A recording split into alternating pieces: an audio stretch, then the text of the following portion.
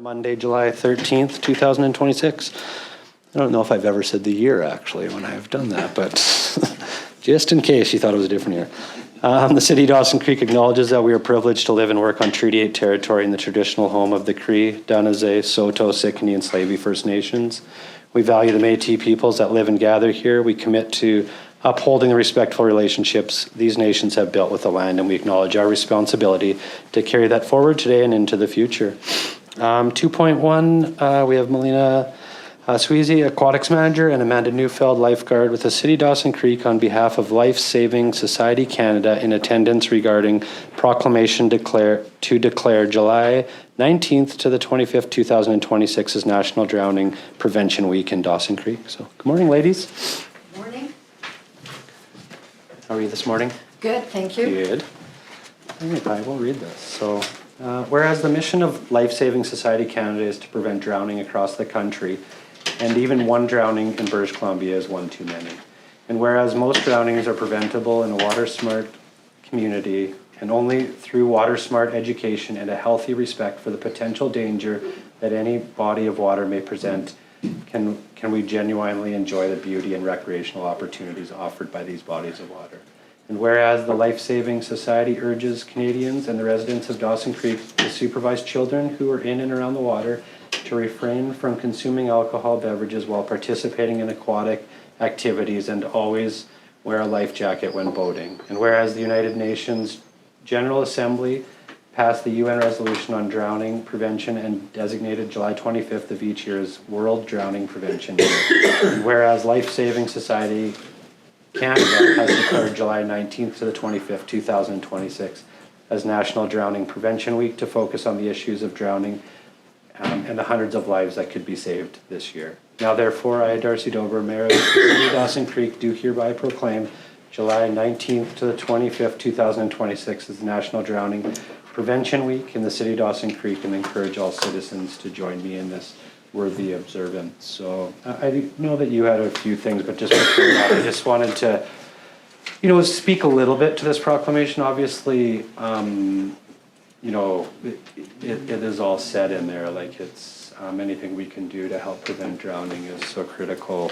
But I also wanted to take this opportunity. It's not too often that we get you here that look after one of our facilities in the community, and especially one of our biggest facilities too, right? That is probably up there as the highest used. But just wanted to take this opportunity to thank you. Thank you and the team down there. You guys do a phenomenal job, and we've just seen over the last 4 years that we've sat here in this city team just how much growth has happened down there. Like we were, I think at one point 4 or 5 days a week. Now we're back to 7, and at one point we had I think half the lifeguards we couldn't operate. So it really speaks volumes to what the team is doing down there to build that facility and the culture within the facility. And I've had the opportunity to go down there and meet a few or even talk to, I've known most of them, but just, everybody's always so pleasant there, and just offers, just great customer service. So just wanted to take this opportunity to thank both of you, and if you can pass that on to the team there as well. So, I will. Yeah, so thank you. So I don't want to...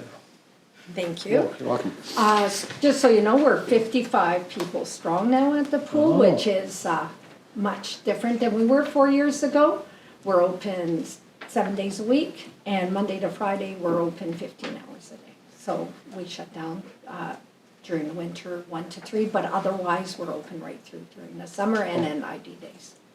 So our numbers are showing an increase in that. So thank you for You're welcome. recognizing. So good job. So what are the hours then? We start at 6:30 in the morning and we go till 9 p.m. at night. Wow, that's amazing. Yeah, good job. And we're getting people. We're open to the public all through those times. So before we were shut down just for swim clubs. Yeah. And for darts, now darts share the pool with our public. Oh yeah.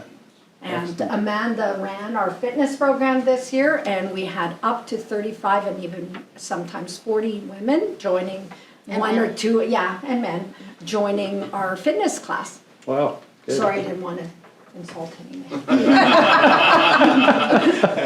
Did you look somewhere specifically? So. Well, good job. we- That's all exciting. Yeah, so our numbers definitely have climbed up and we're really happy and we think we have a great group. We're losing 5 this year to university. We have a class of 8 taking lifeguarding right now. We have 2 that could not take it in Dawson because of holidays, so we have 10 applying for 6 positions. Wow. So, which is really different than before, so we're setting up a wet interview for them to make sure that we have 6 of the best. Wow, that's a good. So it's a problem to good have. position to be in, I think, Yeah. as an aquatic manager and as leadership of the team to take now the cream of the crop and not saying that we didn't have it before, but it just increases the ability and people know now they're competing for a job, which is really good. It's a Yeah. good wage at 16.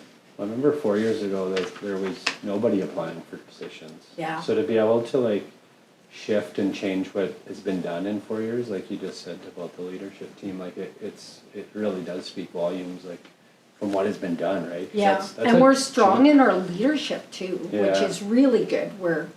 We didn't have a lot of leaders like LG2s, now we have 5, they can't wait till a posting goes out. Yeah. Yeah, good. You Good know, job. so You should be, you should so be we're proud. happy. So, yeah, that's amazing. Couldn't have done it without Amanda. Yeah, it takes a So, team, right? that's So, right. Yeah. So just a little bit about Drowning Prevention Week, why we're here. Up until July 9th, we had 32 drownings in the province of BC. So that is right across the province. Out of that, 78% are male, 22% are female that Wow. drown. Where do these happen? Well, they happen in ponds. We have 37% people drowning in ponds and small backyard water holes. We have 28% are drowning in rivers. We have 16% are in oceans and only 1% in pools, lifeguarded pools. And the last time I presented here, which was in 2019 with Amanda,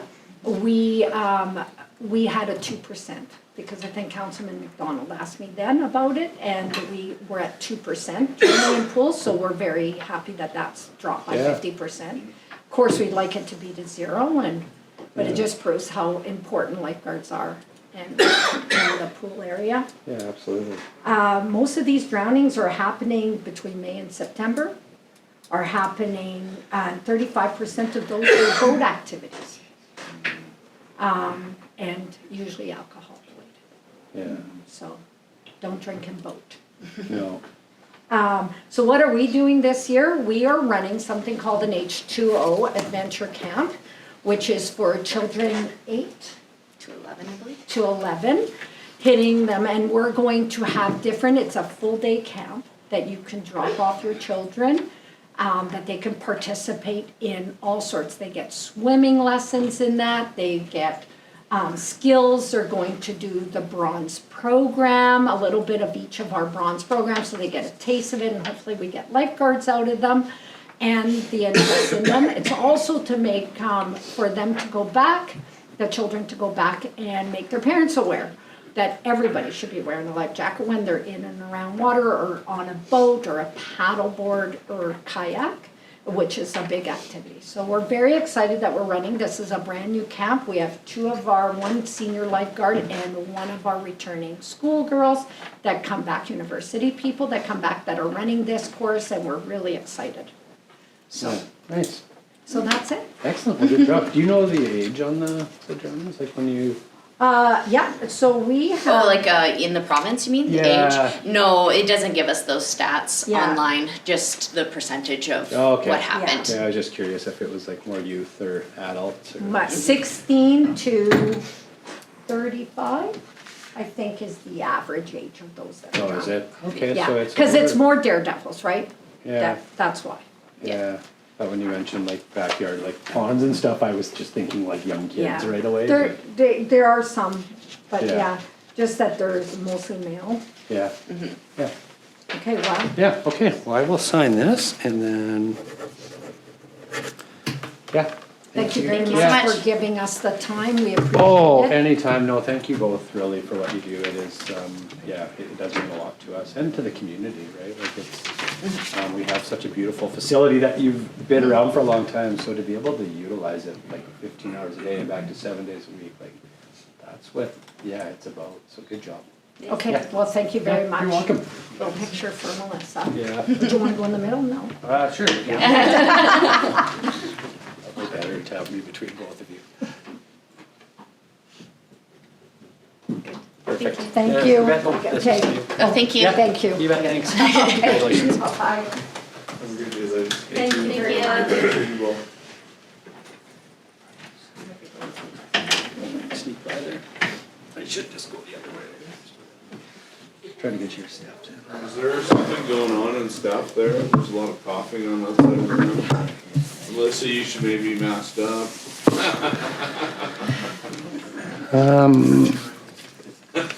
Are you still sick for like 6 months or what? All right, I'm just gonna vary the agenda to, item 16, recess to close meeting, 16.1, resolution to move into the meeting of council, closed to the public. For agenda item 4.1 and 5.1, section 91J, information that is prohibited or information that, if it were presented in a document, would be prohibited from disclosure under section 21 of the Freedom of Information and Protection of Privacy Act. And agenda item 5.1, section 91K, negotiations and related discussions respecting the proposed provision of a municipal service that are at their preliminary stages, and that in the view of the council could reasonably be expected to harm the interest of the municipality if they were held in public. Let's get a motion. Councillor Sudnik, second. Councillor Kemp.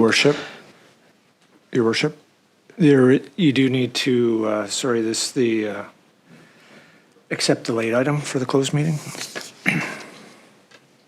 Oh, before I do this? Okay, I'll call this to vote. There's, everything's a manual from now on, so it'll just be a show of hands. So in favor? That's carried. I just need a motion to accept the late item for closed meetings. The council authorize a late item to be added to the new councillor business on the closed meeting agenda under the authority of the community charter, section 92BI, the consideration of information received and held in confidence relating to negotiations between the municipality and a provincial government or the federal government or both and a third party, and further that this late item be included as item 2.1 on the closed meeting agenda. Councillor Kemp, second. Councillor McDonald. I'll call that to vote. All in favor? That's carried. Just for anyone that's watching this out there, we might be back in potentially around 10 o'clock, but more than likely it'll be around 12:30 that we'll be back into the open portion of council. So thank you. Regular council meeting for Monday, July 13th. 2026 to order. I'm just going to vary the agenda and go to 8 correspondence. We just had a couple letters from residents, 8.1 and 8.2. I just want to thank you for submitting the letter and for being here today, so thank you. But yeah, just going to have Kevin maybe speak to this a little bit before I open up to council. So 8.1 is a letter from Francis, I hope I get these names right, Mcdiamrid, a resident of Dawson Creek, received on June 26, 2026, regarding unsafe road conditions on 100th Avenue. And 8.2, letter from Haley Regert, resident of Dawson Creek, received on June 29th, 2026, regarding drainage, road maintenance, and property damage concerns on 100th Avenue. Figured we would just combine the two because they're fairly well related. So. All right, so thanks, Your Worship. Just a quick update. So staff have been up on site. Obviously we've got the letters, we reviewed those. We understand that 100th Avenue definitely does have some challenges with the current state, as there's a number of roads that are have a few issues, but so we've been up there. The immediate thing that we are looking at is the drainage issue that is coming out of the laneway, I believe, out of the rear of the property, and then coming into what is the 7th Street right away, and then coming onto the property of 700 on 100th Avenue. So we want to make sure we address that. So my understanding is Public Works has got a bit of a plan, and so we'll be dealing with that in the short term. We'll also deal with some patching pothole repairs on 100th in the short term. The medium term, long term is that right now 100th Avenue was slated for 2028 resurfacing in the capital plan. If council wishes, you can certainly direct us to bring back some options of what that would look like for 2027 capital plan. Part of that would be looking at the options for that road and ultimately the other roads in that area as we go through them. Currently, that road is what you'd call strip pave and open ditches. Right now, for 2028 budget is just to overlay it or to resurface it and leave it as open ditches. That's one option. Another option is for us to look at what the capital cost would be to do some urbanization on it, which would mean removing the ditches and doing curb and gutter and other treatments. Now, the reason I say that we would look at that is because the maintenance of those roads with open ditches, especially on the hillside east of 8th, is significant and ongoing, and also kind of the root of what's causing a lot of the issues that you see in the pictures, right? So springtime culverts freeze. We're busy trying to thaw them out, but not before, you have water running over top of driveways along the edge of the road and causes washing. And so that is definitely a bit of the root cause. Urbanization is significantly more expensive from a capital perspective, but would be much less on the operational side of things long term. So I think if council wishes, we can certainly take that back and look at some options and bring that back to the budget for 2027. The one thing that we'll have to look at is that right now the 2027 budget is fully allocated, or from a plan perspective, capitally for roads. So we would have to either swap something in or out, or add capital to it to bump it up a year. But things that we can, cover off in the report if council wishes. So anyways, in the short term, look at drainage, some potholes. Medium, long term, could definitely bring back a report to talk about, moving that project up a year, and then also what we would do is for the project itself. Okay.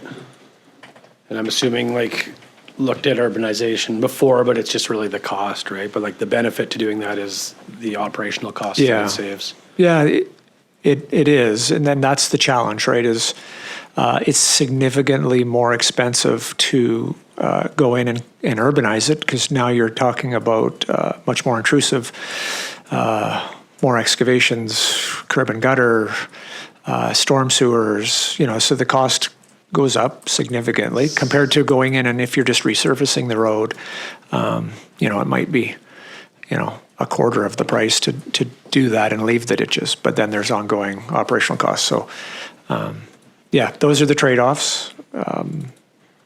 But I think it's worth looking at. We've internally talked about this over the years about would be nice to do something, because we know operationally it's always an issue in the spring and during heavy rains.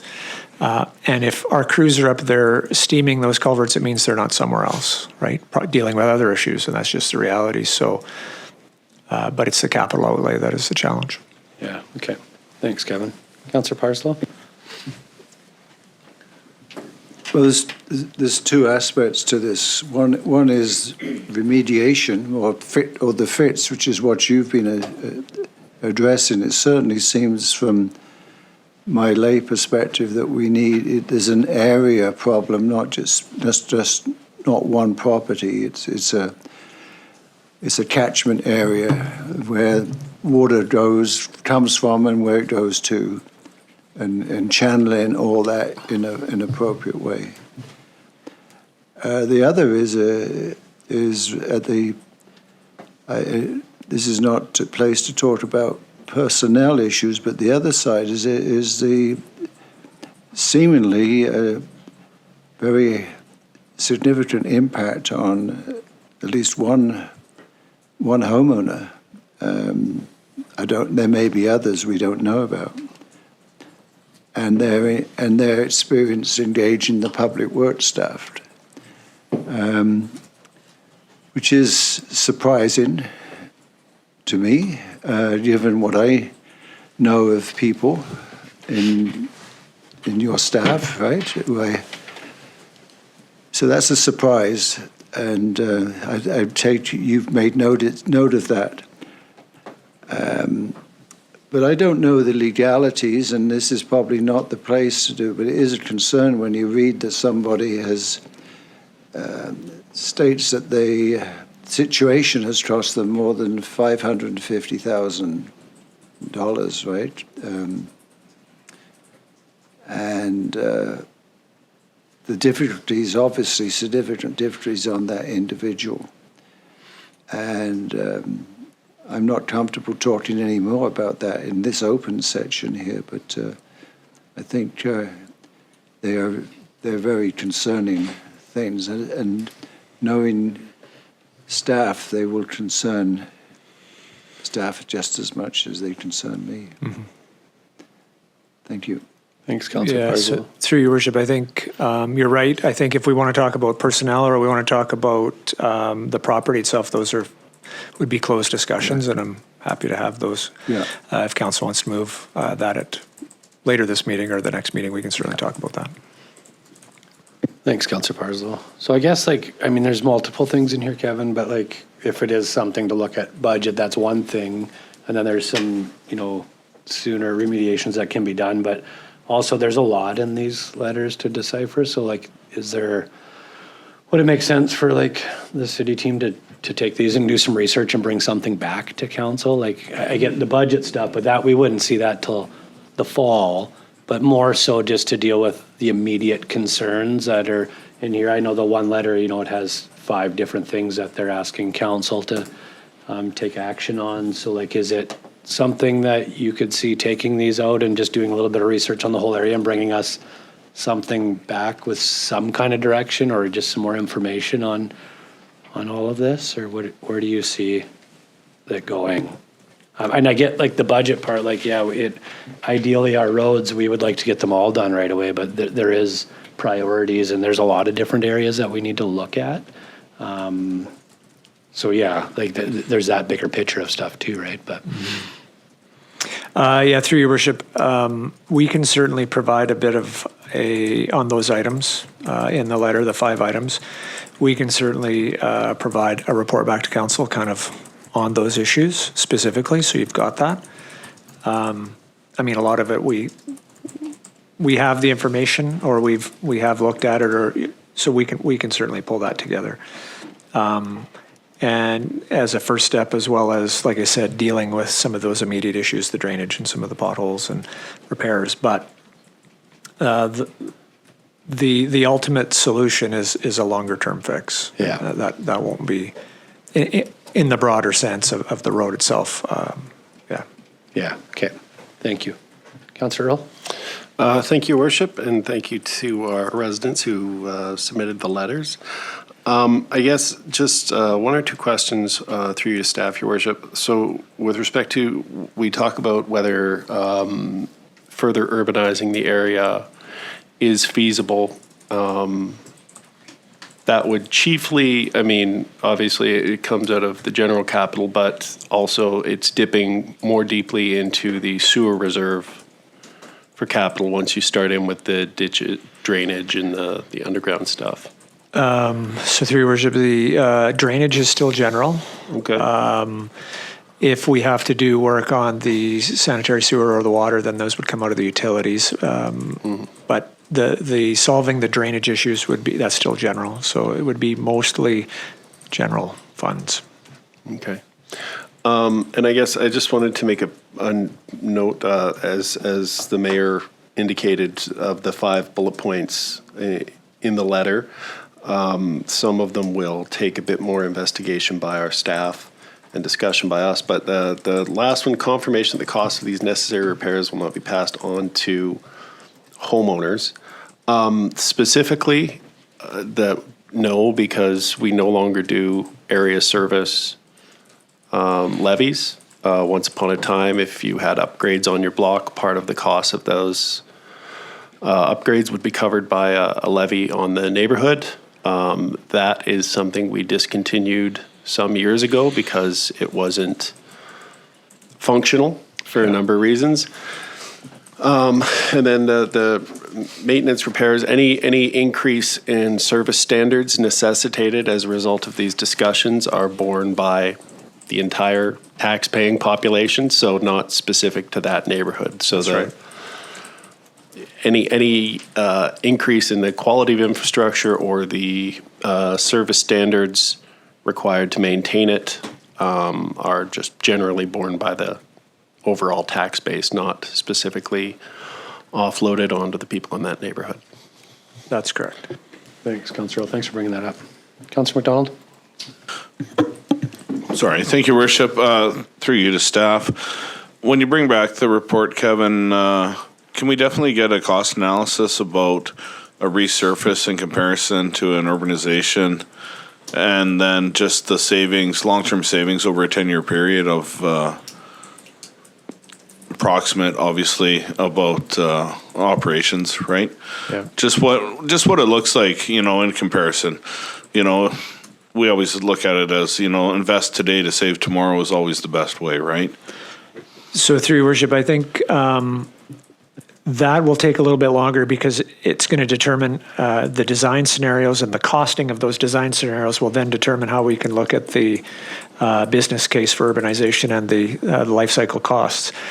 The report that we talked about with response to the letter specifically would be probably sooner. I think what you're talking about, that business case comparison, is probably closer like when we bring it to the budget process, because it's going to take, because we're going to have to look at different, perhaps a couple possible different designs, costing options for urbanization, and so that'll take a little bit more time to go through that through the design process. Yeah, go ahead, Councillor McDonald. Thank you. And I assume that goes for many of the streets up on the hill there, right? As we're moving, I don't know which direction that is, pardon me, but, moving to 99th, 98th, et cetera, on that side of 8th Street towards 7th and 6th. That is the normal plan, is just to resurface, but, Yes. grand scope of the whole, right? Yeah, so, exactly. So that area, this street is not in isolation. It is, there's a number of avenues, on that side hill, but in some other areas of town too that face similar things. Now the grades on that area, worsens runoff because of how steep it is and how quickly everything runs, and so it causes more erosion. But we have similar situations in other areas of town. The challenge is it is from a road surface perspective, it's easy to go in and overlay or resurface, and it's much more economical, but it maybe doesn't deal with some of these other issues. And Right. that's really what it's about, stretching those capital dollars. And and maybe there's a blended, we've talked about this too, is maybe there's an opportunity to resurface the road, but try and deal with the drainage in a different way. So those are things that we're going to have to explore from an engineering perspective, as opposed to maybe full-blown urbanization with curb and gutter and stuff. So that's why I say some of that will take a little bit longer. Oh, absolutely. Where the report on the questions, we can come back sooner on that. But it would be good to know for the Yeah. grader, as well as Yeah. we're doing all the roads up that area. Yeah, Right. for sure. Yeah. Okay, thanks, sir. Thanks, Councillor McDonald. Anybody else? Anybody want to put a motion? Looks like, potentially, yeah, we would need a couple. One, if we would want these letters kind of looked at and then something brought back to council, and then potentially bringing it to the 2027 budget too. They would need to be separate ones, just so for time. Councillor McDonald? So I'd like to make a motion asking staff to bring us back a report addressing the 5 points brought up in the one letter from, I'm so sorry, Maybe from both letters. from both letters, Yeah. there we go. All the information. All the information and concerns addressed from both letters received from local residents. Thank you, Councillor McDonald. Second, Councillor Apollonio. Is that clear enough? Like, I guess just the information from both letters, yeah? Okay, perfect. Thanks, Councillor McDonald. Any discussion? We'll call this motion to vote. All in favor? Councillor Apollonio was second. Back to hands, or are we doing? No, it's hands for the rest of the day, yeah. Sorry? Oh, yeah, for the rest of the year, yeah. Yeah, it's carried. There was none opposed. Okay, I think Councillor McDonald, did you? Oh, I think Councillor. oh, sorry, Councillor Parslow?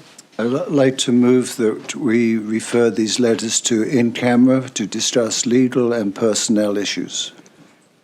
Could that be at the next, like? I think we can talk about those now. They have no research. Okay, second, do we need a motion for that, or can we just move into closed? Should we finish up open first? And we'll need the appropriate section 90, so we would need time to gather that information. Is it Can we just legal get- and personnel? Can we get back to that and do that at the end of Yeah, this? yeah, you can do that. Okay. You're fine with that, Councillor Yeah. Parslow? Okay, so remove that motion. Councillor McDonald? Thank you, Worship. I'd also like to move that we have staff bring back a report for our 2027 budget consideration, doing a cost comparison to road resurfacing in comparison to urbanization and the operational cost over a 10-year period, what that would be for savings. Thank you, Councillor McDonald. Second, Councillor Kemp, discussion. I'll call that to vote in favor. That's carried. Gotta like turn my head now. It's kind of a little bit different, so. This is really comfort. Councillor Earl. Yeah. Anything else on these two besides going to close tab? Is that just something like, how do I, just when we get to 16, we can recess to close? Then, on a break, we can get the information?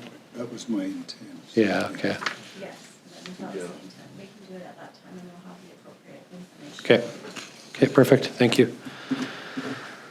All right. So next on the agenda would be 2026 strategic priorities. There's no updates today. Did anybody have any comments on any of those? Kevin? No? Maybe just a quick update, actually, is just for council's awareness. So we've talked about with strategic priorities to do a bit of a wrap up. Yeah. And so we are working on that right now because we looked at it, recognized that it was going to be a fairly large exercise. And so what we are doing right now is with a facilitator going through Thank you. each of the priorities and going through some work with staff to answer what's been done, what hasn't been done, and those sorts of questions, so that when we come to council, we'll have some of that work done. Council can review it, add to it, change it, whatever, but they won't have to do the whole exercise. So we've already done a few of those sessions. We're working on that, and so we're targeting, I think, August sometime, end August, to do that in an afternoon after a council meeting. So just so you know, it's in progress. Okay, perfect. Thanks, Kevin. All right, 4, there was no, well, the late item we already dealt with. 5, new councillor business. Councillor McDonald? Thank you, Worship. I would just like to remind my fellow council members that they just got the newsletter from NCLGA in their email.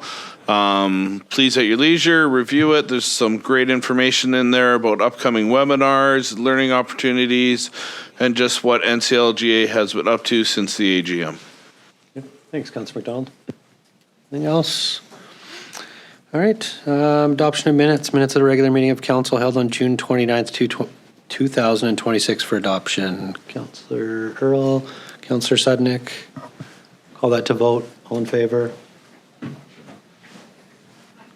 It's carried. You're in favor of that, Councillor McDonald? I put my hand up. Okay, thank you. Any business arising? It's definitely a little bit different looking both ways, for making sure hands are still up. Got to keep your hands up until I look. I didn't know what it was like on that side of the room. Yeah, I didn't look over there, so that's my fault. Next order of business, 8 correspondence, 8.3, we have letter from Melissa Love, Director of Communications and Digital Services, from the City of Dawson Creek, received on July 13th, 2026, regarding the 2026 Community Excellent Awards, request for resolution of support. Councillor Earl. Thank you, Worship. I'll move the requested resolution as follows, that council supports the City of Dawson Creek's application to the 2026 Union of BC Municipalities Community Excellence Awards in the Excellence in Governance category for the development and implementation of the Strategic Priorities Action Plan. Thank you, Councillor Earl. Second, Councillor Apollonio. Discussion. Interesting. I mean, I'm not sure how across the province municipalities are with respect to developing and executing strategic plans. So I think if our staff thinks our efforts, and I mean ours and theirs and all of us together, are commendable enough to warrant putting our name forward for an award, go for it. Yeah. No, thank you. Yeah, I think it's been a pretty amazing 4 years of the strategic priorities and how much has been accomplished. So I think it's Yeah. good. Thanks, Councillor Earl. Councillor Parslow.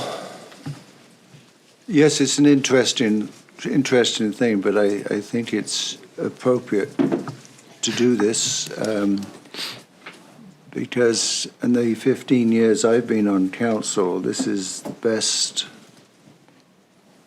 piece of work I've seen around strategic planning, for sure. That's good to know. Yeah. Thanks, Councillor Parslow. All right, any other discussion?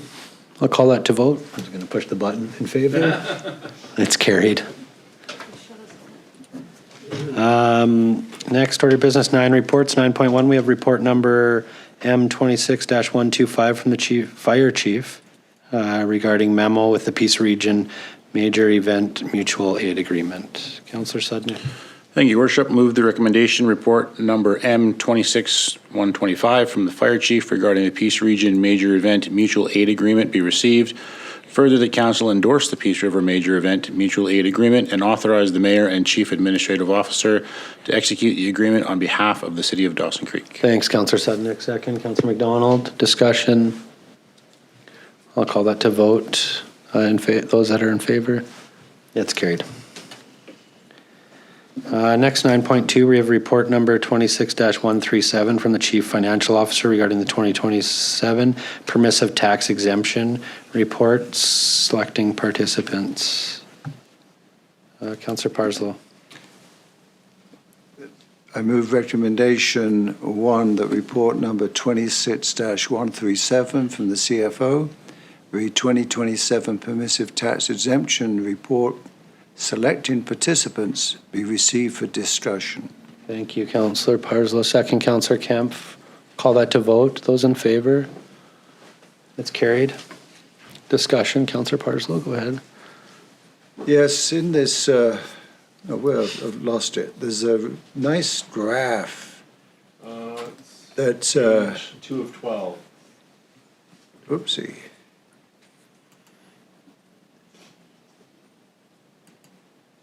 So the graph paints a very interesting picture. So there it is up there. So my questions to staff, as leased, city-owned but leased properties,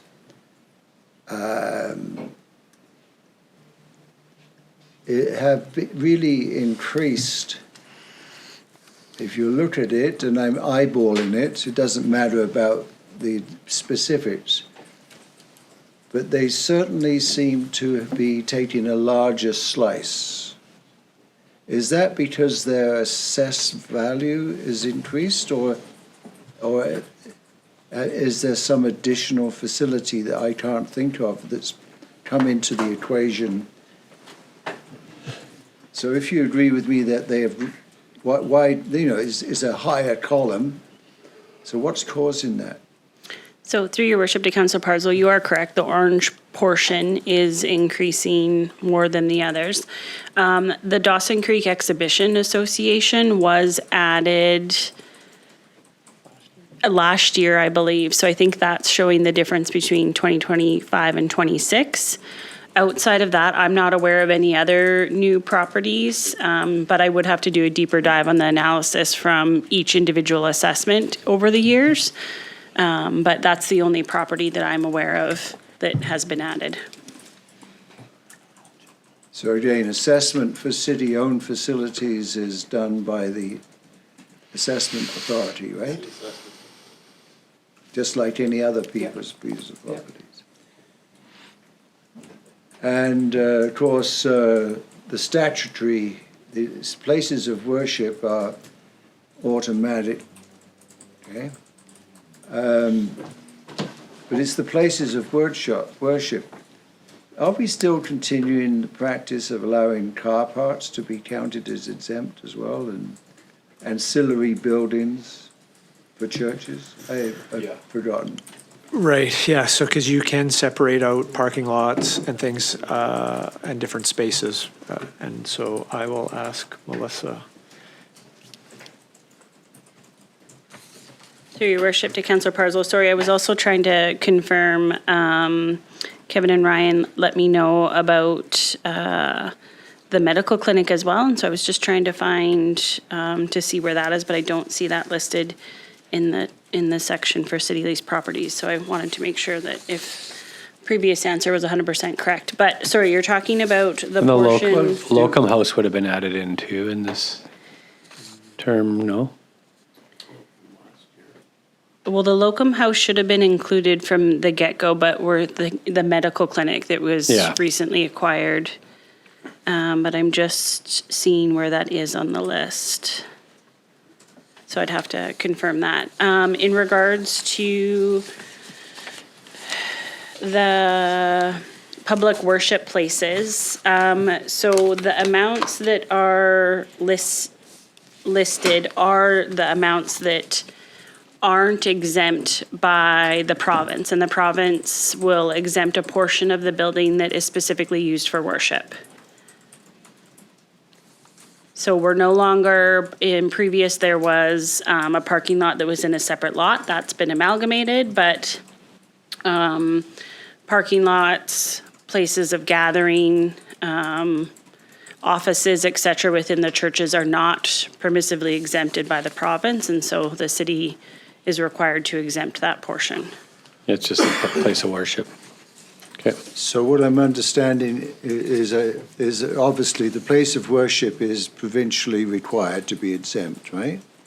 So are we exempting automatically all the ancillary buildings, or because we have a choice in that matter, don't we? Correct, and Schedule A is filled out consistent with prior years. That would be council is authorizing that those areas become exempt. So Schedule A would change if council wanted to provide direction that is different than in previous years. Right. And Tab has graciously provided me with the answer in regards to the Elgin Medical Clinic, which is why I don't see it on the list, is that it's automatically exempted under the Health Act. So the large increase we're seeing in the city lease properties, the only new addition is the Exhibition Association recently. Right, if you go back to the graph, so now the permissive tax exemptions are over 700,000 a year. And so what that really means is the non-exempted property owners are bearing the weight of whatever service or improved services or roads and stuff that are bearing the cost of that. And that is why some municipal governments have set a cap on it. When I got on council, I was told we had amongst the highest per capita exemption, and we've continued that journey. And this graph just shows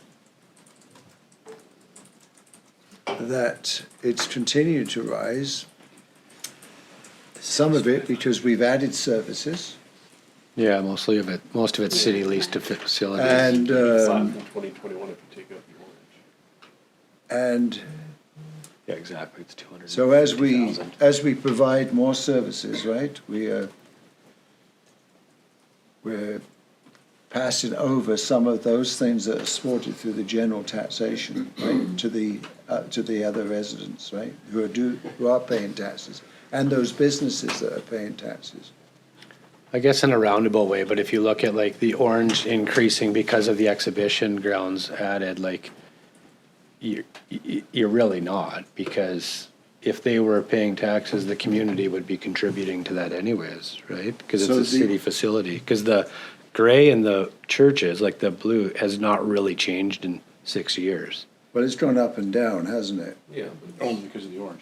Only because of the orange. From if you looked at 2021 to 2027, it looks like there's no difference. Like Marginal difference. maybe 250,000 in 2021 and maybe 260 in 2027. But in 2027. 2023, it was just over 100,000. Would that been, Why? I'd imagine coming out of. Do we have some churches closing and then some opening? well, the churches aren't the gray, Councillor Parslow, Aren't they're the, Blue. Oh, blue, sorry. so the blue has How not, stupid of me, yes, that's right. don't be so hard on yourself. Well, I am colorblind, but not that badly colorblind. Could I, So yes, you're right. So whatever color that is at the bottom, the gray, that's for social service, recreation and cultural organizations, so nonprofit organizations. right. Recreation and cultural organizations coming out of COVID. Sorry, Some- I was going to some- hazard to guess that the value of a recreational facility or a cultural facility coming out of COVID would have dipped given the number that closed or shuttered their doors or downsized or what have you, or had to sell their properties. So that might be reflected in the assessed value of them at that time. In 2023. Yeah. But that's a guess.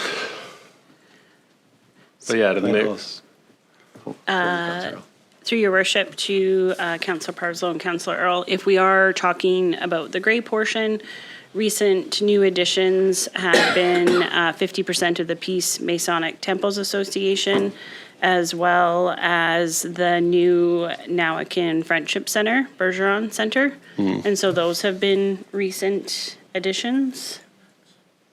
And Networks Ministries as well should be on here. I'm just trying to open one passed in 2021 yeah. compared to now to see. Yeah. The ministry, Network Ministries was around that time. Yeah. That makes sense.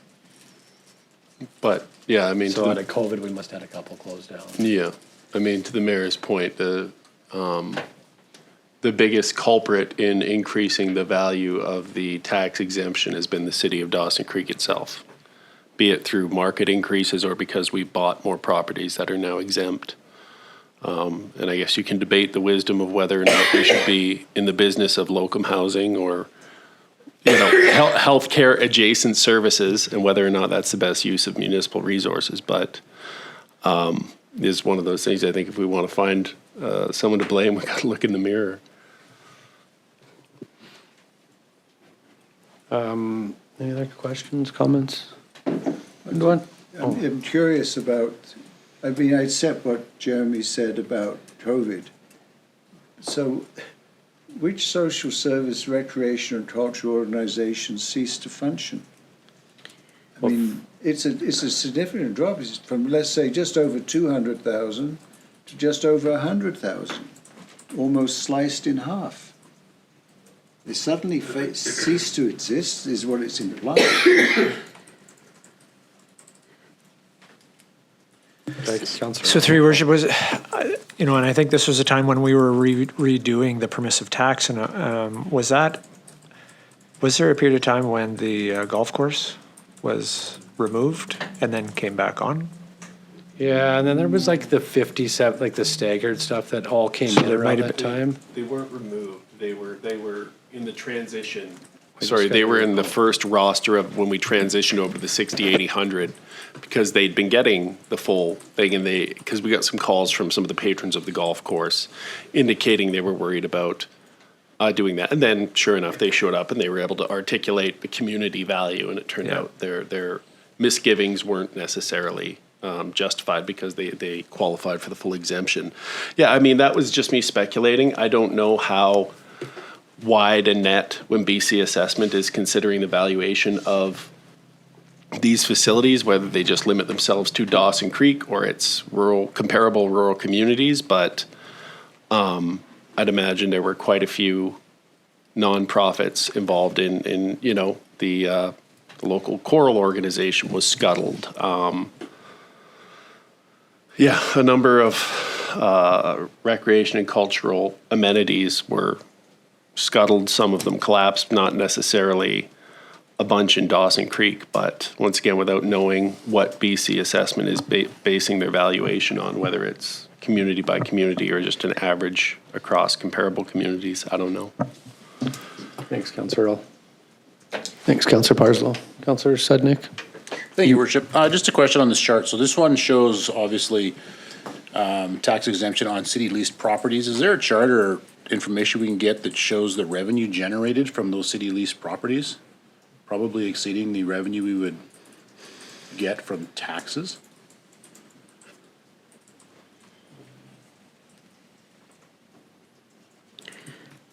Through your worship to Councillor Sudnick, that's not anything I have readily available but could prepare, but the South Peace Motorsports Association, I don't believe we receive lease revenue from them. Kiwanis Art Society, again, we don't receive lease. They're just the service to the community. Yeah. And the Mile Zero Park Society. No. The majority of these, other than the Dawson Creek Stables, that gives us the 15%. Do we actually receive a direct lease revenue from? Sorry. The other thing too, for information's sake, I was able to look back at for Schedule B back to 2023, and you have organizations listed in here that I think come off and on depending on the council, but you've got BC Grain Producers, there's a Dawson Creek Youth Center Society, the ARC, so they must have maybe had land within the municipality previously, Peace Region Internet Society, and then two also that used to be on the list since my time being on here that have now come off are the Salvation Army, and those are the lots downtown that aren't used for service anymore.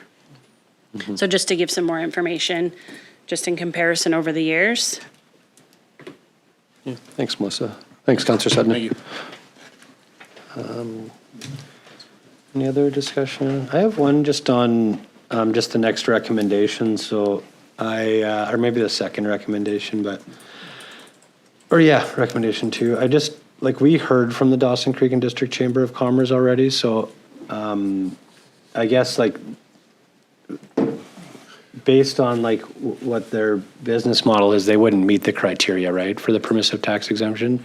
So that they would need to then come back here. So I guess just to put it out to council, if we, to respect their time and ours, if we weren't going to grant that, or we didn't think it wouldn't, that we've already had a presentation from them.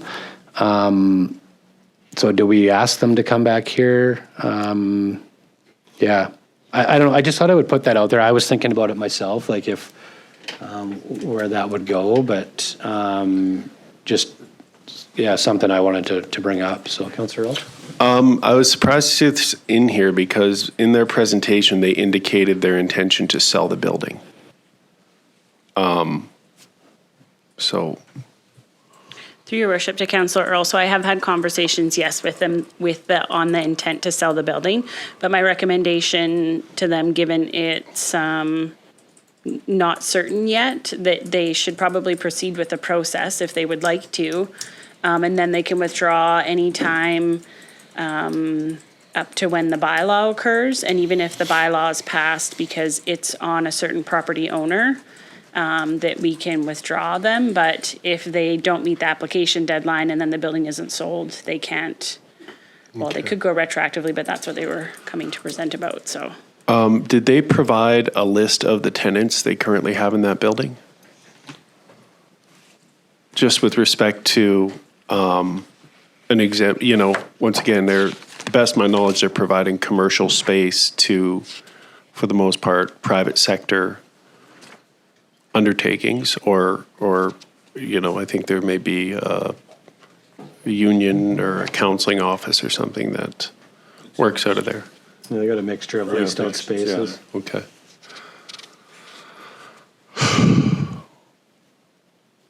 I'm just. Through your worship to Councillor Earl, so it just indicates that, yes, they do receive revenue generating activities. But we don't have a list of what those organizations are, but I also made them aware of that and that there is history with City Council taking that into consideration, just so that they were aware. Yeah, I mean, the issue, and it not necessarily distinct to them, we've had with other city buildings that were being subsidized by a private entity, is we're now, for those commercial property owners who lease space, they're now competing with their municipal government, which is subsidizing another entity effectively. So I know in providing this, and it is effectively a subsidy, we're not looking to privilege any one business or undercut a business's ability to provide their service at market rates. And so through your worship to Councillor Earl, I further on in the file, I was able to see, yes, there's 9 units. One is which is occupied by the chamber, and they alternate between empty and not empty, and rent from $750 per month down to, looks like the lowest is $300. And I have a list of the tenants that. Okay, well, you don't necessarily need to read those out in a public meeting. I just, that was kind of the point of the question, is if the majority of the building exists to lease commercial space, I mean, I guess you could make the same argument about the Mile Zero Park Society with a public RV park competing with the others in the region, and whether, I guess that is the nature of the conversation we're having, but something I'm mindful of. But yeah, I thought this was a moot point because they were intending to sell, but apparently we're proceeding with caution. Okay, thank you. Thanks, Councillor Earl. Councillor McDonald? Thank you, Worship. To your question about whether we should invite the chamber in, I think it's worthwhile having them come in just to listen to them. We've given them some feedback. Melissa's given them some feedback. I think it's worthwhile just listening to them and their interpretation of why they qualify for the tax exemption, and just to honor them with the opportunity to talk to us further. I think it's worthwhile listening to them, just giving them the opportunity to speak and present their case. I know they do try and help out many nonprofit associations in the community with cheaper rent in the building. They do have many empty spaces in there that they do not rent. And they're a good partner to us. They help us with our community awards. They help us with other advocacy efforts. Just worthwhile listening to them, I think. Yeah, I wasn't questioning whether it is. They were just here. Yeah, no, 100%, right? Yeah. And I just think it's 2 different conversations, maybe, right? Okay. Thanks, Councillor McDonald. Councillor Parslow? Well, as relates to the Chamber of Commerce, it's obviously they don't qualify under the criteria we have. But the Dawson Creek Society for Community Living, just checking one thing. You say it's mirroring an existing residence at 1416 102nd Avenue. One thing to always check with them, and they're a very good organisation for sure, is sometimes they get a grant from BC Housing that covers their property taxes. So I'm assuming this is not one of those properties. Through your worship to Councillor Parslow, you are correct. I did confirm with them that they don't put in permissive tax exemptions for any properties that they do receive funding for. All the ones that are included in the list, plus the additional one, are self-funded. Okay, thank you. Thanks, Melissa. Thanks, Councillor Parslow. Any other discussion? Anybody like to move the motion? Councillor Earl? Thank you, Your Worship. I'll move recommendation number 2, that council direct staff to invite the Dawson Creek Society for Community Living and the Dawson Creek and District Chamber of Commerce to present to council at the August 10th, 2026 council meeting. Thank you, Councillor Earl. Second, Councillor Kemp. Discussion. Call that to vote. All in favor? Those that are in favor? It's carried.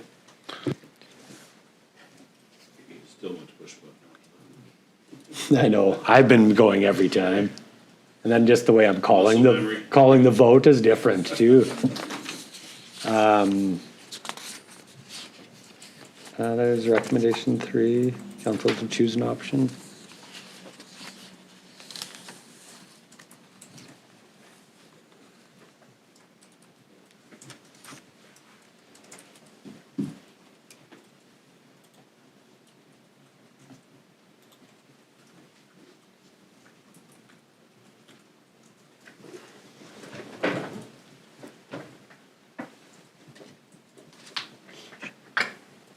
Anybody?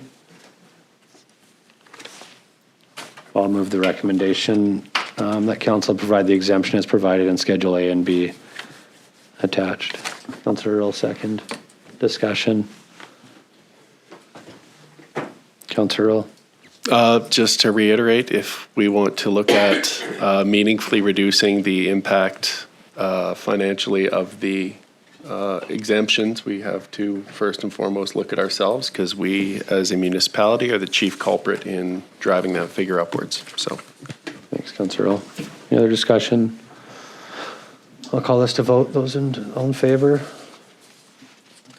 Councillor Parslow opposed? Or I think I'm going to stop opposing this. It's my last opportunity to say that the show rolls on. So I'll support it. okay, all in favor? the white whale is dead. I guess I shouldn't have pointed you out. I should have just said opposed. All right, 9.3, we have report number 26-138 from the Chief Financial Officer regarding Asset Management Reserve Fund annual allocation.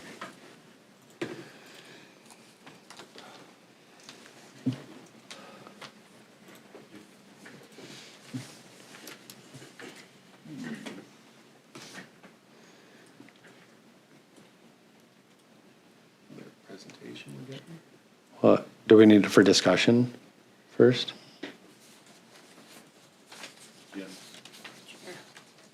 Councillor McDonald?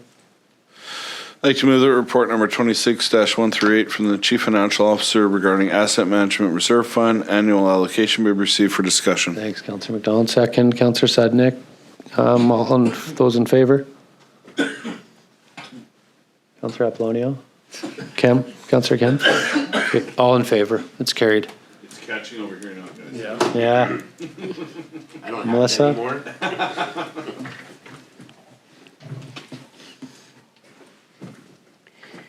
So who voted, who put that? It's just for discussion. Yeah, who made the motion? Councillor McDonald? So he will be leading the discussion? Well, I think Melissa's got her mic on, so I think she's Presentation. presentation. Oh, I see. Yeah. Oh. Pay I was attention where looking it's- forward that Councillor McDonald's eloquent presentation. You'll be a few minutes, right, Melissa? I'm just going to sneak out of your radar, but you can go. Sure, okay. So I'll just walk through the information included in the presentation that is somewhat related and relevant to the motions that is included in the reports. I can probably just tell you when to scroll down. Does that work?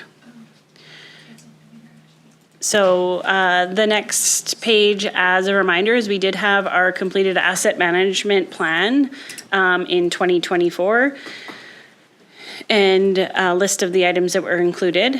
There is an outstanding motion from council listed on page 3 of the presentation that council directs staff to research approaches for council to confirm the additional 1% tax increase. And that I felt it was important for you to see what the model would look like, potentially up to 2040, before making a decision that's included in the report. The next slide shows the breakdown of the $1.1 billion in assets that the city owns. Should be up one. So we've got facilities with the highest there, followed by the water and road network. The next slide breaks down the annual capital requirements from the tax funded versus our utility, water and sewer.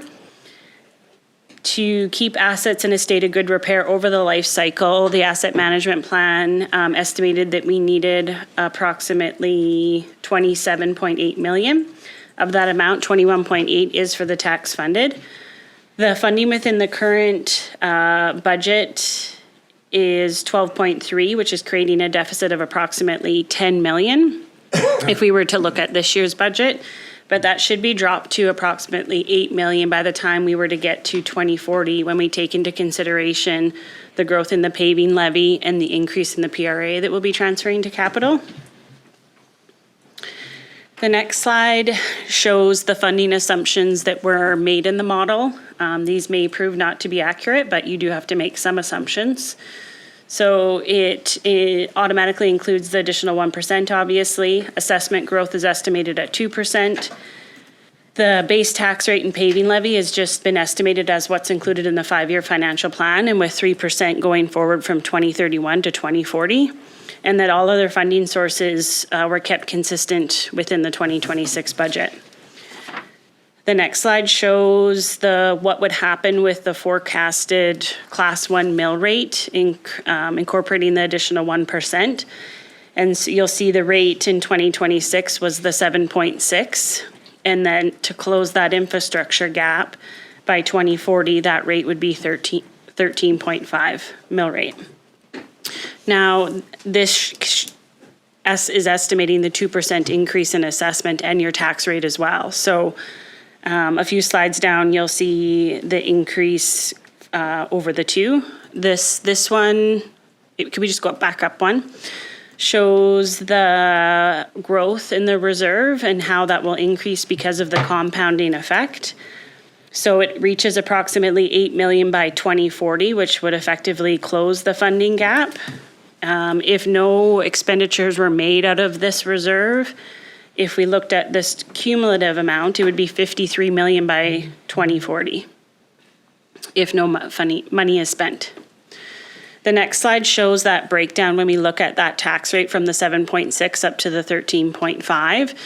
Now, the bulk of it is related to the municipal rates, and you'll see of that increase related to the asset management, it goes from $40 to $504.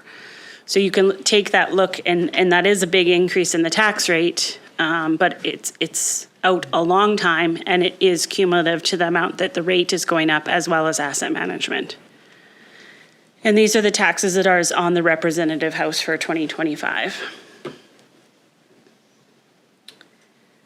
The other thing I wanted to point out that these amounts are we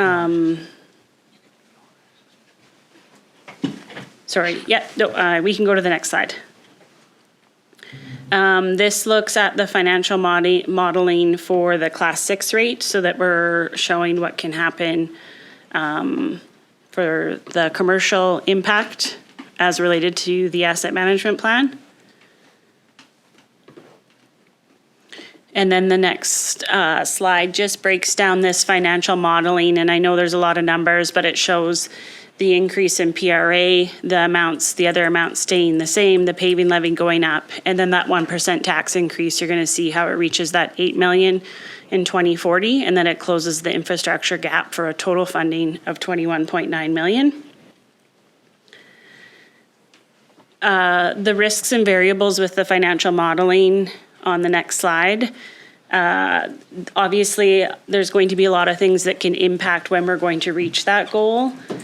If tax rates change, assessment growth, as we spend potentially out of the fund. But I did do another model as an example, and if assessment was 0% as opposed to the 2% in the modeling, the gap wouldn't close until 2043 as opposed to 2040.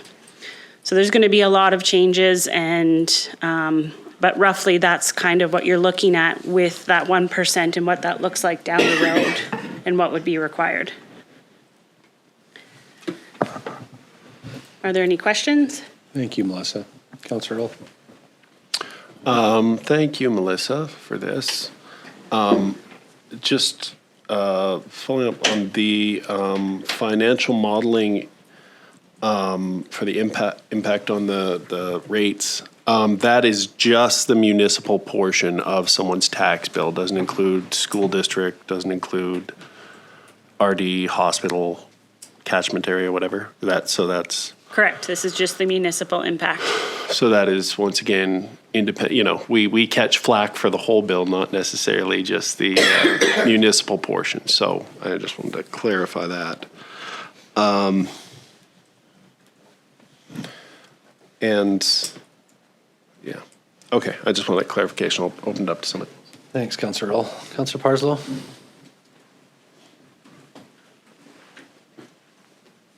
On the other side of the ledger, it would be interesting, and thank you for this. It will take a disciplined council to sustain this, and there's no guarantee about the wild behaviours of local elected governments. But if you are able to, it would be interesting to put on the other side of the ledger inflation. In other words, whilst this reserve is climbing, is it keeping up with anticipated inflation? Now, inflation is beyond council's control, right? But when people see, well, we are increasing this and we're getting this, well, what does a dollar buy in 2026? What will it buy in 2040? I would lean to, maybe Jeremy may know this or maybe staff, but if you compound the inflation increases, you get some remarkable span of years, shortness of span of years before things have doubled. Even if you compound it every year. And so whilst we might accumulate 40 odd, let's say 50 million, let's say, by 2040, what does that 50 million buy you in 2040? I would suggest it would buy... $25 million. Yeah, $25 million maybe, whatever. I'm just making that as a point. You know, I mean, you just look at the cost of things, of how they've gone up. You know, you could buy a pickup truck with all the bells and whistles for $60,000, maybe in 2012. Now it'd be $110,000, right? That's just to illustrate where I'm wondering, right? Yeah. So if anything, Melissa, I'm saying the 1% is a good start, but maybe it needs to be escalated. It'll be for a... Pardon? Yeah, it'll be for future, for sure. Yeah. You're good? You're good, Councillor Parslow? Yeah. Okay. Councillor Earl? And not to get too off course, just a question with respect to the replacement costs of existing assets. As we go through that as part of the tangible capital asset management plan, just looking around, changing technology, changing demographics. I mean, when we talk about one day having to rebuild City Hall, presumably a future iteration of City Hall is going to have significantly less office space with the transition towards working from home. How confident, I mean, I get we have to use something as a baseline, but just looking at, I mean, same with like ice surfaces. 50 years from now, are we going to still need 2 ice surfaces? Or with the trend in ice usage, are we looking at just, so and not to doubt the veracity of these numbers, but just trying to forecast, who honest to God knows what the needs of the community, demographic changes, technological changes are going to, what needs those are going to create X amount of years out. And just, I mean, obviously we should err on the side of caution because it's better to have more money than it's always easier to cut taxes because you have too much money than raise them in an emergent situation because you've discovered you way undershot the mark. But it's difficult for me to imagine that all the buildings we have right now, which are some going back as far as the 60s, are going to be used in the same way 20 or 30 years from now. Yeah, through your worship, you're right, that it's going to be fluid and evolving. And as Melissa kind of pointed out, and we chatted about this internally last week, is it was a big step for this council to do this and just get to a point where we have a process of putting money away every year for this. But it's going to have to be reviewed and looked at and amended as we go. But we don't have very much money in the bank right now, in this particular reserve. So that's a problem we'll have to worry out when we get, to where we're replacing something or we have more money. But yeah, and as you say, like what we have today, do we need it tomorrow? That's a good, and I that's a really think good the question. bigger picture this report speaks to is how limited municipalities are in generating revenue and how we really need to make a more concerted effort in our efforts to lobby the province and the federal government to make municipalities a more equitable partner in Confederation, because for the amount of infrastructure we're responsible for, we really don't. We're a very blunt instrument in how we can gather revenue. And we're hearing about it over the last couple of years in particular. The tax burden for residents is becoming noticeably more expensive. And while we can look at the math right now and, it's prudent and makes sense, I'd argue those councillors who are going to have to take this to the public and ask to be elected based on it are going to have a very difficult time making that case, irrespective of how much work we put into making the math. Well, you're right. And as I said, that's been part of the problem, is that previous councils have not been able to stomach it or bite it off because of those reasons. And so we've gone through 1, 2, 3. We're on our 4th CFO talking about asset management before we actually did something. When I say we, collectively, as a council. And that is because there has always been a reason why it wasn't palatable. That has made the problem worse. Things haven't got any less expensive, and all our facilities and infrastructure hasn't got any younger. So you can kick the rock down the road, but it's only going to be, the outlook is only going to be more problematic. I mean, you all know that. So, but that doesn't mean that future council isn't going to have to look at this due to whatever circumstances may arise, and have to adjust, because you're right. People are talking about how affordable the taxes are, but that's because of things like this that need to be done. Are we to put our head in the sand and just hope water lines don't break and I buildings don't know, fail. I'm mainly thinking about, how future councils navigate that and thread that needle because we can pass whatever we want here today, but I'd imagine when the budget comes before the next council, you're going to have this conversation with them again and you're going to have some new faces. So. And the hope is, on one hand, they'll say, well, at least we have some money in the reserve when they're dealing with whatever issue arises, and likely they'll blame you for not doing it sooner. Yeah, at the very least, you can say we left them a roadmap to get there. But anyway, thank you. Sorry. No, it's okay. Thanks, Councillor Earl. Any discussion? Anybody like to move a recommendation for number 2? Councillor McDonald. Thank you, Worship. I would like to move, that council directs staff to amend the asset management policy to formalize the 1% tax increase and include it in the policy. Thanks, Councillor McDonald. Second, Councillor Sednick. Discussion. All in favor? It's carried. Next, 9.4, we have report number 26-139 from the Financial Service Manager regarding 2026 property tax collection. Councillor Parslow. Move the report number 26139 from the FSM, re 2026 property tax collection, which provides council with an update on property tax revenues collected as of July the 2nd, 2026, be received for information. Thanks, Councillor Parslow. Any second, Councillor Kemp. Any discussion? I'll call this to vote. All in favor?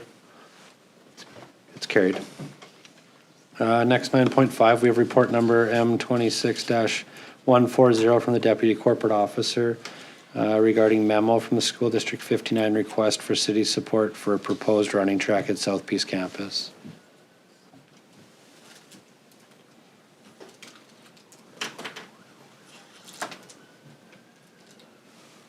Councillor Parslow. I move that we defer taking any action until we get answers to certain questions from the Board of School Trustees. One, the Board of Schools Trustees' commitment to develop the track with appropriate field sport components so that we have a full-fledged track and field operation. And secondly, that the facility will meet the standards required for regional sports activities. We have a second. Councillor Earl. If I can speak to it, first of all, we got a letter from an administrator from government to government. We should get a letter from the Board of School Trustees. And I would also want to know their commitment to developing a comprehensive track and field facility, not just a track, which is what is cited here. The reason for that is if we have a track at South Peace and it does not have all the field sports such as high jump, etc., to the standard required, we will not meet our goal of having year-round sports tourism in this community. Secondly, if this facility is just track, then that really negates any future opportunity to have a full track and field operation, because you'll have an existing track and you'll be very hard-pressed to find and justify funding for a second one. When you make application for an NDIT grant, you have to list the mileposts of development. And I would strongly suggest that we receive the deliverables that they expect and will have to write up in this NDIT so we fully know what we're supporting. Right now, it seems to be that we're supporting just a track. I don't think that is adequate unless we know it's stage one of a multi-stage approach. That's why I'm saying we need to have a letter of commitment from the school board as to what their actual goals are before we can make any decisions about this. So I'm all in favour of a track, but I want to see a full plan that will be a track and field facility. Thank you. Thanks, Councillor Parslow. Councillor Earl? Thank you, Worship, and thank you to staff for the quick turnaround time on this. Our chief concern, I think, was that in endorsing this project or having our name associated with it, we might undermine our ability as a city to qualify for other projects that were of more direct importance to us or priority through this fund, and you've confirmed that that would not be the case. We appreciate it. And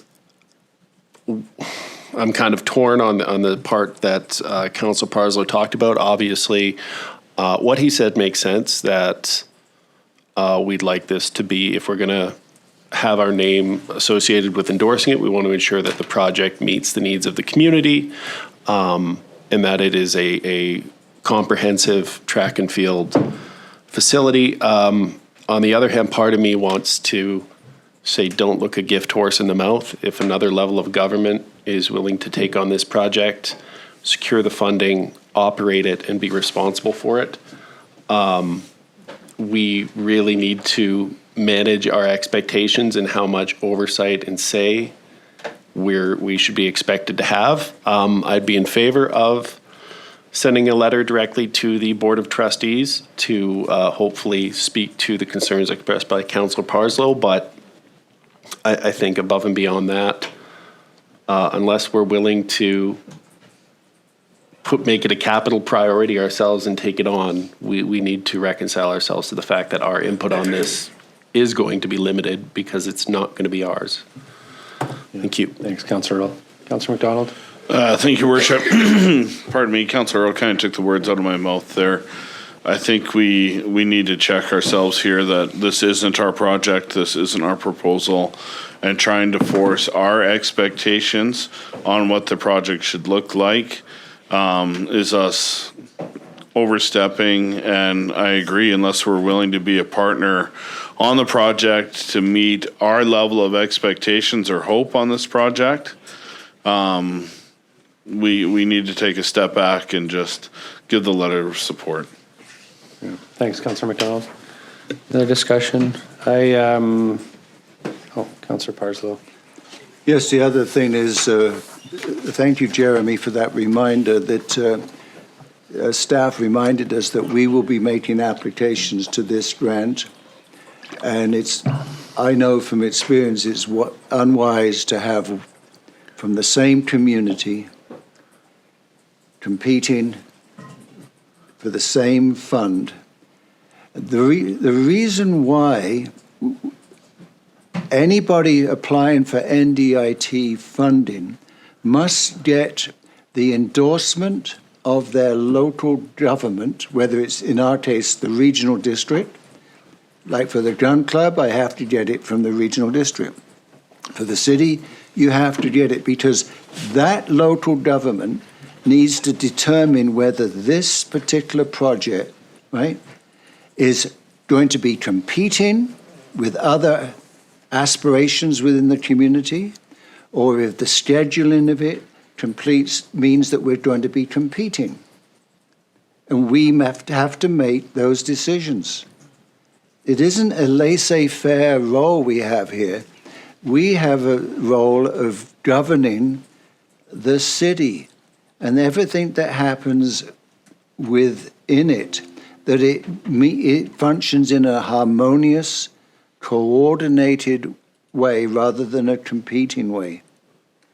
And that's why these letters need to be given after knowing what it's all about, the scope and the intent and the timing, and whether it competes. We don't know any of that. Thanks, Councillor Parslow. Any other discussion? No? All right, I'm going to call the question. Those in favor? It's carried. Those opposed? Councillor Sudnik, myself, and Councillor McDonald. So it's carried. Just quick follow-up. So, and I apologize, my memory isn't precise on this. In Councillor Parslow's motion, we were going to defer until we heard back from the School District Board of Trustees with respect to the 2 points he'd indicated, the scope of the project, and it was chiefly around confirming it was going to be a fulsome track and field. Through your worship, to Councillor Earl's question, yes. Essentially, the board's support and commitment for the project, confirming that they are so. And if the facility is constructed, it would meet the standards required for the intended sport and Okay. recreational activities. And we're going to reach out to them proactively, or they have to proactively send us that letter? Staff would be reaching out to Okay. them, and then it would be brought back, because the memo itself has been deferred until those 2 items have been answered. Okay, thank you. I guess I should have asked, was everybody clear on that motion? Yeah, before? Okay, I should have asked that before. So. All right. Next, 9.6, we have report number 26-141 from the Capital Projects Manager regarding invitation to tender 2026-20 Capital Road Works, Sudeten Hall Back Area Road Rehabilitation. Councillor Parslow. Move the report number 26-141 for the Capital Projects Manager, the invitation to tender 2026-20 Capital Roadworks, Sudeten Hall Back Area Road Rehabilitation be received. Further, that Council award the contract for ITT 2026-20 Capital Roadworks, Sudeten Hall Back Area Road Rehabilitation to Brotor Construction Limited at the tendered price of $327,252.05, excluding GST. Thank you, Councillor Parslow. Second, Councillor Apollonio. Discussion. This project is badly needed. Councillor Earl. Thanks, Councillor Parslow. Thank you. You didn't have Worship. more to add, did you? Based on the report, I would concur with Councillor Parslow's sentiment. I would also note, it does state that the tenders came in above the projected budget, but they were both fair, we got two bids on it, and they were both within reasonable, 10% of each other. Was there is it just a sign of the times? Everyone's busy and they can be a bit more, do we know what that is? I mean, I see we've got it within the envelope to complete the project, so I appreciate that, but. Yeah, so through your worship, I don't have the particulars of why it was over. Generally, our road contract pricing has been pretty good this year, so this one might just been a little bit different work. This one, just so council is clear, is we're not completely doing the entire road. Mm-hmm. We are really spot repairing areas along that stretch. Some of it's digging out, some of it's not, whatnot. So when it's done, it's not going to be completely repaved. It'll be portions of. Again, trying to stretch that dollar. It exceeded our budget by about 30,000, but we have some projects within the general capital that we have some room in, so we're able to cover that. Okay.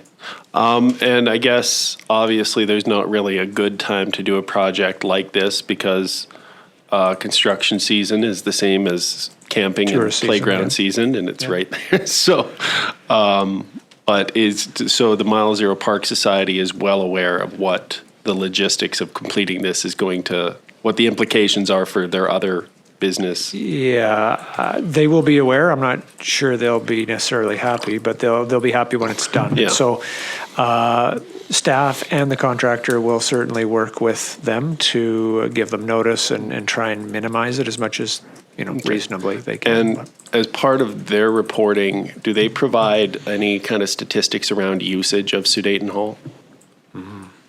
I don't see any. Ryan, do we get any stats on that? No.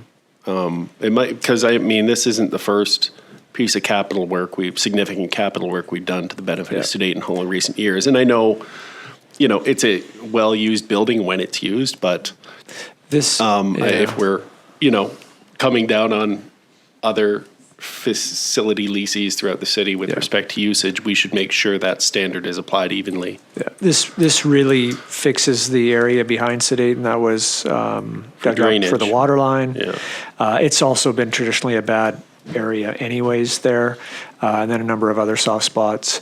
And I think something just to put on your radar is the campsite road that is kind of paved, the lower road, would probably be better to turn back to gravel, as bad a shape that is. And so I would anticipate that that's going to have to come in front of you in the not too distant future, whether it's next year. We're going to have to do something there, because I think it is getting problematic for some of those larger motor homes that really are meant to drive on nice, smooth paved roads with that. So I'm sure a request will come forward, or we'll have to do something.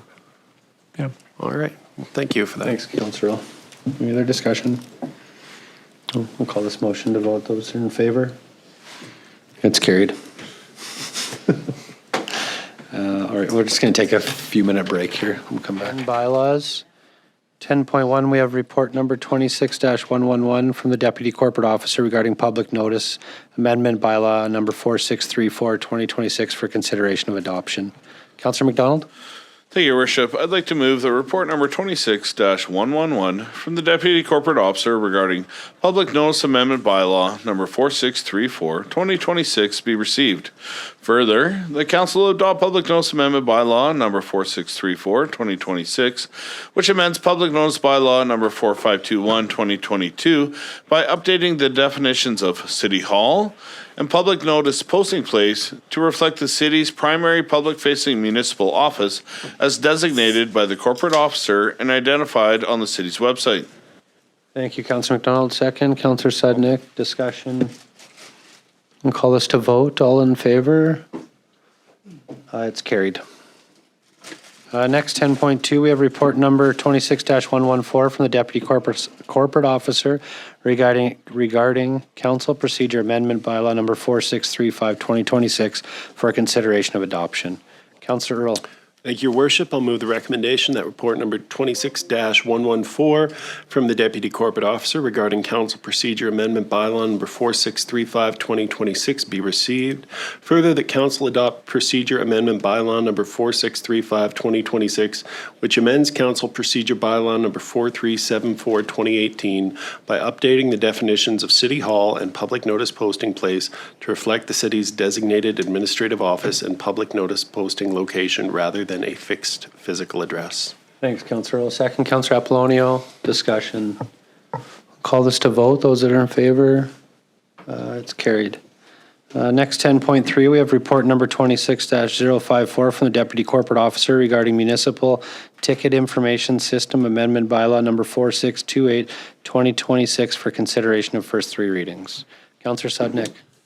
Thank you. I'll move a recommendation that report number 26-054 from the Deputy Corporate Officer regarding Municipal Ticket Information System Amendment Bylaw number 4628, 2026 be received.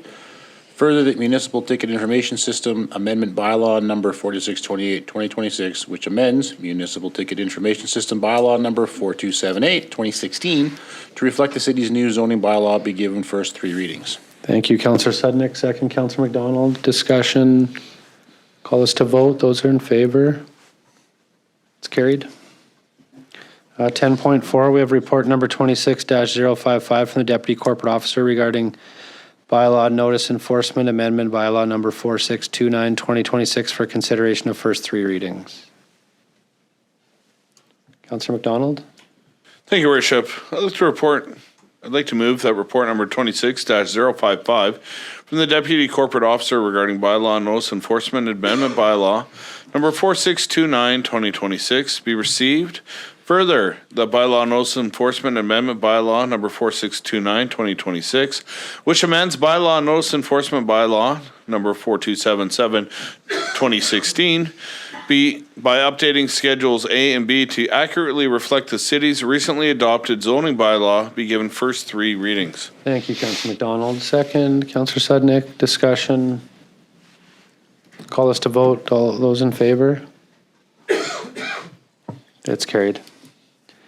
Next 10.5, we have report number 26-134 from the city planner regarding zoning amendment 26-01 bylaw number 4636, 2026 for consideration of first and second readings. Councillor Sudnick? Oops. So you sure, I think I'm on the right one. 10.5. Report number 26-113. 134, 20, we're on 10.5, 10.5. Is that the right one? Yeah, that's the right one. Okay. Yeah, I was confused. All right, yes, move the report number 26-113 from the city planner regarding zoning amendment 26-01, bylaw number 4636, 2026, be received. Further, the zoning amendment 26-01, bylaw number 4636, 2026, which provides for a site-specific use to permit a school wood metal shop within the existing building on the subject property be given first and second readings. Thank you, Councillor Sudnick. Second, Councillor Kempf. I'm sure it's just a typo, but the number is different on their plate. It's fine. Okay. All right, any discussion? I'll call this motion to vote. All in favor, or those in favor? It's carried. Next 10.6, report number 26-133 from the city planner regarding OCP amendment 26-01, bylaw number 4639, 2026, and zoning amendment 26-02, bylaw number 4638, 2026 for consideration of first and second readings. Councillor Earl. Thank you, Your Worship. I'll move the recommendation that report number 26-133 from the city planner regarding official community plan amendment 26-01, bylaw number 4639, 2026, and zoning amendment 26-02, bylaw number 4638, 2026 be received. Further, that official community plan amendment 26-01, bylaw number 4639, 2026, and zoning amendment 26-02, bylaw number 4638, 2026, which redesignates the property at 1636 99th Avenue from industrial to commercial and rezones the property from M1 light industrial to C2 general commercial to permit continued operation of a fitness facility be given first and second reading. Great, thanks, Councillor Earl. Second, Councillor Apollonio. Discussion. We'll call this to vote. Those are in favor? It's carried. Next 11, Mayor's Business, Mayor's Updates. The Canada Day Parade, I just wanted to just give a bit of a shout out to the city team for organizing the float that we had out there and everything we handed out. So it was a great event. So just thank you to them. Also want to thank the Village of Pooskoopi for organizing it. It was a well-attended parade. There was a lot of floats there, a lot of residents, and always and a very joyful part of these roles to be there to walk it and hand out. So yeah, thank you, and also a thank you to council that attended, and a thank you to the residents from the South Piece that were in attendance there. It was a great event. So. Tumbler Ridge Medical Conference, I attended that. That was, I believe, last week, first weekend in July. Which they've done annually. I think it's the 9th or 10th year, but this was their first year where they were at 100 attendees. So it's a phenomenal conference. There's multiple resident doctors there, but also full physicians there as well. So it's a great opportunity to meet the physicians and the new ones coming up. So I was able to meet the 2 new physicians that are at our hospital. So that was really great. I met a couple from Chetwynd, met some student physicians. So Dr. Charles Helm, he's one of the organizers of it, but it really is an amazing event. I can't remember the number, but I believe out of the 100, there was, I want to say 40 resident doctors, and 20 of them are first years. So they come up here, and lots of these, it's their first time being exposed to this region. So it's just a very good event to have in the South Piece. So, and it was well attended and well done. So, I did give an update before on the YMCA Foundry. So I had another meeting with them. We're just continuing to go down that road about how we could look at getting a foundry in the communities. So it's continuing to progress. The next steps is they kind of need to find a lead organization that they can work with to bring it. So Kevin and I met with them, I believe it was last week. So we're going to try and organize, we've done youth roundtables in the past. So we're going to try and organize one where we can invite them to it with all the youth organization groups, just to expose everybody. The more awareness we can bring will be the better chance that we can get it in the community. So yeah, so that's something we're going to try and plan before the election, is something that we can just to keep moving it forward, and something I can do with the youth roundtable. I did have a couple things I just wanted to add to here. One, there is a 100-year celebration for the Legion in Pouce this Saturday. So they're in Pouce Coupe. So they were asking if I was available to speak there. I'm not around this weekend. I know a few councillors are not around, but if anybody is planning to attend, can you just let me know, or Kathy know, in the next day? Just so we can get some notes together to speak for that, but that'll be on Saturday. And then lastly, I just wanted to, I don't know if anybody has recently, but on Saturday, I biked the Rotary Trail from the golf course actually to the mall. And I just wanted to just touch base, and just speak to it. It's the first time I've been through the whole trail since a lot of the changes. I was on it a little bit ago, but it's like a pretty phenomenal trail, right from the pretty much Rotary Park all the way through. Like the way the trail has now moved, it's wider. You're not, on the main 17th Street. It just feels a lot safer. It's more guided. And then, just the amount of people that were on it.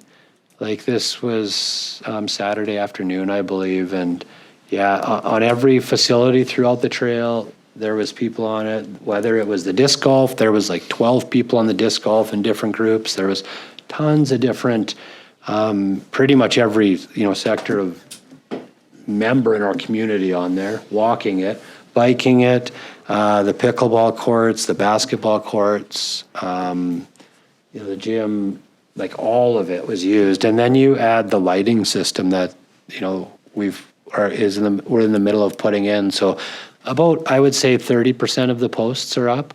And it is it's going to be phenomenal. But it was just one of those moments going through, it's just something this city should be proud of that. It's a pretty phenomenal thing that we have running through the middle of our community. And it goes back to a lot of nonprofits that have helped get it here. But I just figured I would touch base on that, because now, the trail around where the dog park is and where that work was done is all done now too, and lighting going in, and it is really nice. And there was a lot of people, and there's still some construction going on, so you got to see past a little bit of the mess. But it's just a great thing. So I just wanted to thank everybody for it. It's just something to be proud of for our community. So any questions on any of those, Councillor Parslow? Not a question, just I'm pleased to hear that about your experience on the trail systems that we have, and the excellent refinements to it that have occurred. We have a lot to thank the Rotary Club for in that regard. Yeah. And I think, staff does a great job following up on a whole bunch of things. But I've lost track of this because I requested that we have a discussion about the trail system east of 8th Street. And so your comments, which I really appreciated, just reminded me that I was taken there by Rotarians about a month or so ago, and I would like to have it would be a committee of the whole, or wherever you saw fit, but a discussion about that east side, okay? Yeah. But yes, trail systems are very important. You see them all over the place. I'm very impressed with some of our communities in the north. The city of Fort St. John, done a great job. City of Grand Prairie, incredible. Quesnel. I was on the trail system in Prince George. And we have the opportunity for really, I know Ryan has a master plan, if I can call it that, a possible route which will need systematic funding, right, is to be achieved, right? But the lighting will be a big step forward, I think, as well, for adding to usability.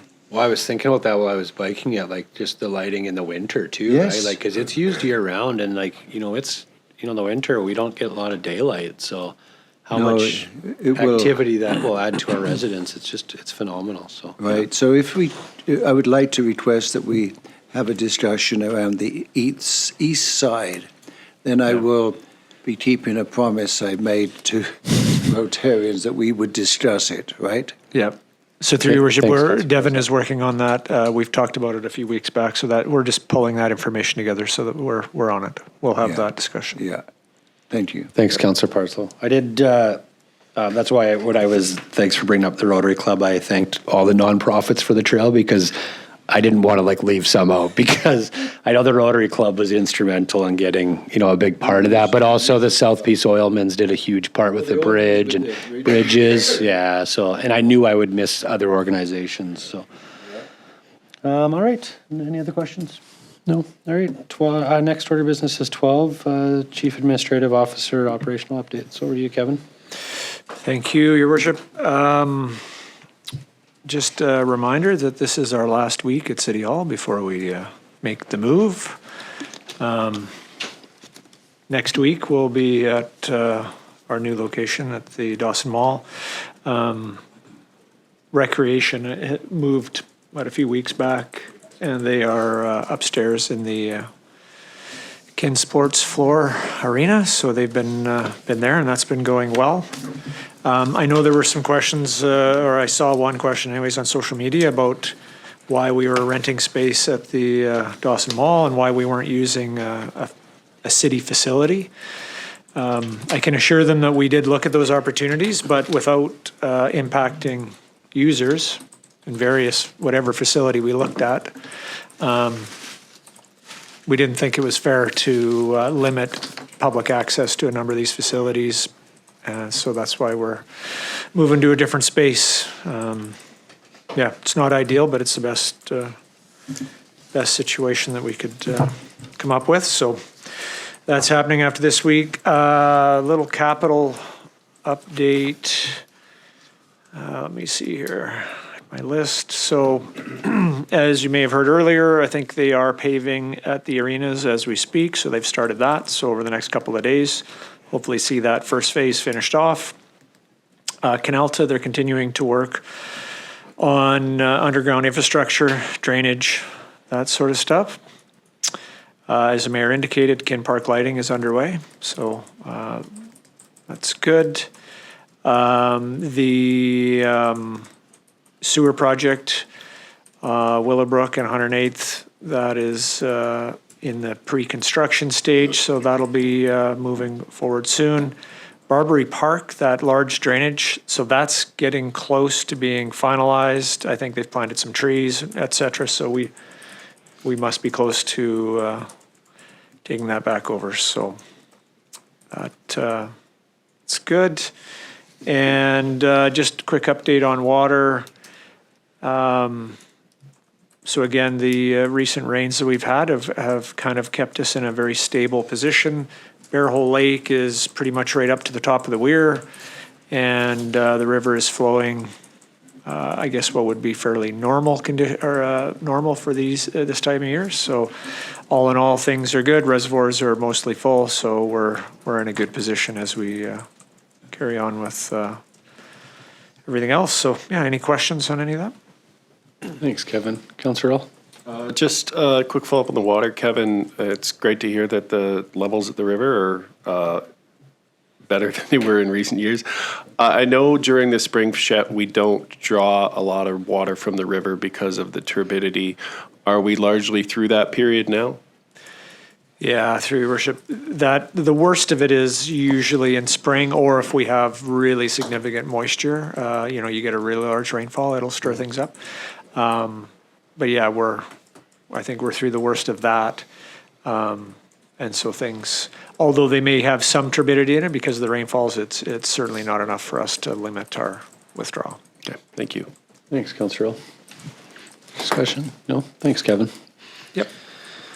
All right, 13 diaries. So now that there is some items in the diary, that's the first time, as they come up, will they be posted here, or do we need to review them each time? It's up to you. Mary, you can review them and discuss them, or? Well, this one's specific. Yeah. April 2027, so I think you can leave it till then. Yeah, okay. I was just looking on my agenda, I didn't, click the button, because there's no, so nothing in the diary. Anybody want to review the diary? No. 14 consent calendar, anybody want to lift anything from the consent calendar? Okay, the motion to accept the consent calendar, Councillor Sudden, second Councillor Apollonio. Call that to vote. All those in favor? It's carried. Any 15 media questions? There's no media questions. 16. Say thanks for my letter. 16, recess to close meeting. So for letters under items 8.1 and 8.2 to be referred to the closed portion of the council meeting pursuant to section 91C and G of the Community Charter for discussion of labor relations or other employee relations and litigation or potential litigation affecting the municipality arising from the matters raised in the letters. Councillor Sudnick, second. Councillor Parslow. Call that to vote. It's carried. Does that cover items 8.1 and 8.2 that I wanted to discuss? Yeah, that's, yeah, absolutely, yeah. All right, we'll take however long we need and we'll go into closed.